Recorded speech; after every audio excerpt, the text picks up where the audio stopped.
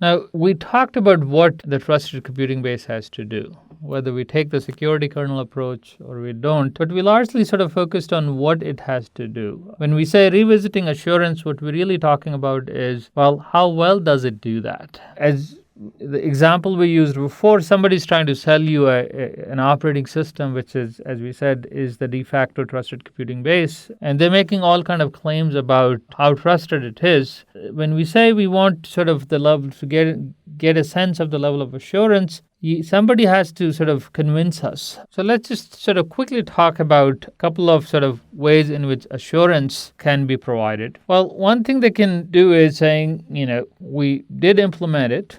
It is a software system, but we extensively, thoroughly tested it. So testing is normal testing. You do it for right functionality, things like that. But there's also pen testing or penetration testing. Penetration testing basically refers to sort of you come with the adversarial mindset, saying, what vulnerabilities can I discover in this system? If you can, better is to actually have a proof that cannot be refuted. So you have a formal verification, it's a theorem that we prove saying this is what my system is supposed to do. And here you can check that it does exactly that and nothing else. Other things we can do is, some sort of a checking that developers have actually implemented all the requirements that we had. And we talked about a bunch of different functions that a trusted computing base or have requirements for a trusted computing base. So when it comes to assurance and comes to testing, a word of caution here,